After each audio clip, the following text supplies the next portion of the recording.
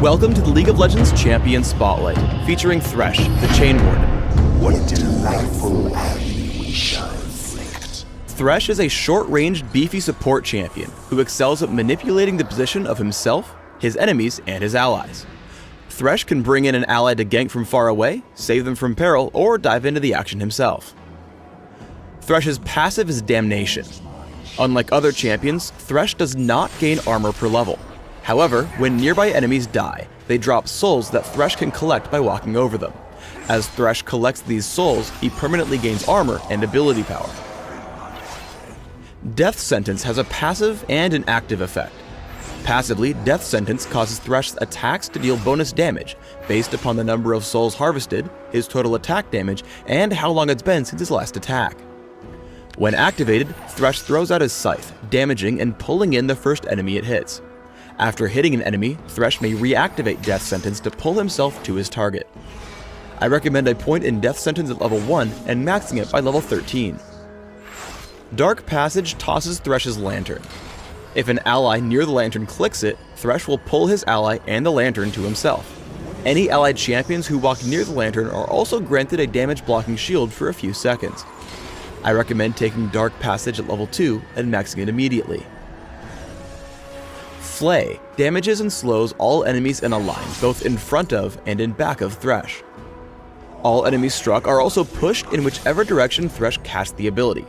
Tresh can either push enemies away or pull them toward himself. I recommend placing 1 point in Flay early, but maxing it last. The Box is Thresh's ultimate. When cast, Tresh creates a prison of spectral walls around himself. Enemy champions who walk through a wall are damaged and massively slowed for a short time, but break that specific wall in the process. Let's start with Thresh's laning. Always make your best effort to collect the souls that drop from enemy minions in lane. However, some players may make this difficult. Fighting against Taric and Tristana, they do a good job of playing aggressively. Never collect a soul if you'll take too much damage for it. When fighting against Tresh, always punish him if he overextends to pick one up. Once the minions do push up, Tresh can easily collect them, but they will eventually die off. Many of Thresh's abilities can be used to save allies or himself. Here, as Trundle comes in for a gank, Tresh casts Flay toward Trundle. This knocks him back, allowing Tresh and Ashe to escape. Tresh is also good at securing kills in lane.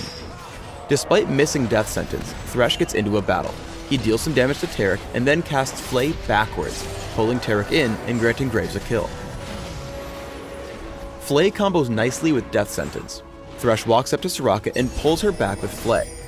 The slow makes it easy to land Death Sentence, allowing Nocturne a quick kill.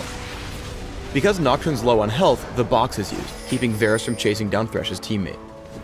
Thresh's full combo can lock down an individual target from full health until death. As Varus runs, Flash into Death Sentence connects. Tresh pulls himself in, reels back Varus with Flay, and summons the Box, immediately slowing and contributing further damage. Despite Varus' cleanse and flash, Thresh's team picks up the kill. Tresh has a ton of different uses for Dark Passage. If you're ahead of your teammate on the way back to lane, toss it behind you to help him get back faster. If you have a teammate killing a neutral monster like Dragon without backup, tossing the lantern over the wall can pull him to safety when the job's done. In a team fight, you can sit behind a wall and throw it out in the middle of your team. If someone feels threatened, they can hop over to you and to complete safety. If someone gets caught while retreating like this Caitlyn, lob the lantern over to your stranded friend to bring him back to the team. When you have a teammate coming to gank, have him sit outside the enemy's vision range. Throw it behind you, and have him initiate right after closing the gap. Here it makes for a quick kill on Tristana. If you want to get even more intricate, throw it behind you immediately after landing Death Sentence.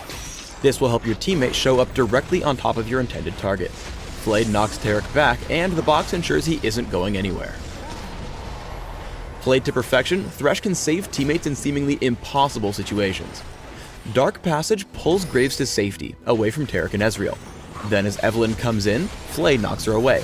Still relentless, the Box catches all 3 assailants, saving the day without using a single summoner spell. Tresh can make the biggest plays when coordinating with his teammates in a fight. Dark Passage, combined with Flash and Flay, will pull a powerballing Rammus into the middle of the enemy team.